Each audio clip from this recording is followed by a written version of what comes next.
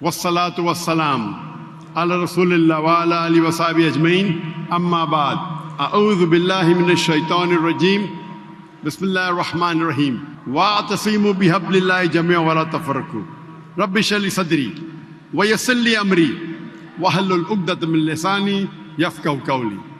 आज के तकरीर का मौजू है अल कुरान आलमी ज़रूरत, the Quran a global necessity. अल कुरान अल्लाह सुब्हाना व तआला की आखिरी वही, आखिरी किताब है जो नाजिल की है आखिरी पैगंबर मोहम्मद सल्लल्लाहु अलैहि वसल्लम पर। अल्लाह सुब्हाना व तआला फरमाते सूरह रौद में, सूरह नंबर 13 आयत नंबर 38 में, वलिकुल्लिन अजलिन किताब, हर दौर में अल्लाह ने एक किताब नाजिल की, एक वही नाजिल की। नाम से कुरान मजीद में सिर्फ 4 अल्लाह की किताबों का जिक्र है, तौरा, ज़बूर, इंजील और कुरान। तौरा वो वही, वो किताब है जो मूसा अलैहिस्सलाम पे नाजिल की गई थी। ज़बूर वो किताब, वो वही है जो नाजिल की गई थी दाऊद अलैहिस्सलाम पर। इंजील वो किताब है, वो वही है जो नाजिल की गई थी ईसा अलैहिस्सलाम पे।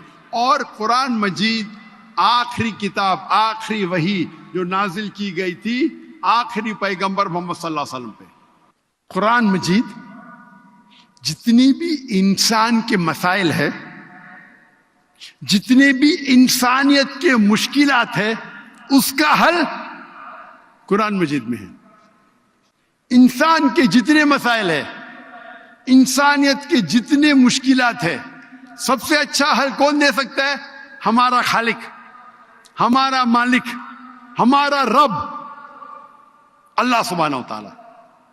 इसीलिए मैं कहता हूं कुरान मजीद आलमी जरूरत है। अल्लाह के रसूल फरमाते हैं कि आप कुरान पढ़ो, उसको समझो और कुरान के बारे में लोगों को, उसके पैगाम को फैलाओ। वाखिर दावाना अल्हम्दुलिल्लाहि रब्बिल आलमीन। जन्नत में जाने के लिए मुसलमान होना जरूरी है या मुसलमान ही जन्नत में जा सकते हैं? कुरान का यहूद पर जिल्लत और मोहताजी का स्टैंप लगाने के बावजूद इसराइली रियासत का क़याम और उसके मालदार होने की वजह और पूरी दुनिया पे रूल करने की वजह क्या है? कोई भी हमला दहशतगर्दी का होता है तो उसमें कुरानी की रेफरेंस ही दे के उसको जिहाद का नाम दिया जाता है। नाम जिहाद का लेना वो बड़ा मुश्किल हो गया। मेरे वालिद ख्वारिज हैं, वो अब मेरी शादी भी एक ख्वारिज से कर रहे हैं।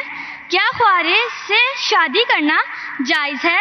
मैं पिछले 4 साल से रिलीजन को प्रैक्टिस नहीं कर रहा। मेरा एक मुआशरे में किरदार है या दोस्तों में है, वो भी बहुत अच्छा है। जब सारे मेरे मामला ठीक हैं तो मुझे क्यों मजहबी होना चाहिए? हमारा मजहब गलत नहीं है, उसमें गलतियां हम लोग करते हैं। जना हराम है हमारे मजहब में, शराब नोशी हराम है, गलत काम सारे गलत है, उसमें भी लिखे हुए हैं और यही इस्लाम में भी है। ये दोनों जो है ना, मतलब के कॉमन है इनमें। सिर्फ इस बुनियाद पर हमें दोज़ख में डाल दिया जाएगा कि हम सिर्फ कलमा नहीं पढ़ते। आपने कहा था कि बाइबल मुकद्दस में कोई एक आयत जो इस बात पर दलालत करती हो कि हज़रत मसीह ने कहा हो कि मैं खुदा हूँ। इस्लाम के मुताबिक हज़रत ईसा अलैहिस्सलाम जिंदा आसमानों पर उठा लिए गए, तो अमली तौर पे ये कैसे मुमकिन है कि ये फ़ानी जिस्म जो है इसकी ज़रूरियात आसमान पे पूरी भी हो रही हैं और वो जिंदा हैं और फिर वापस आएंगे?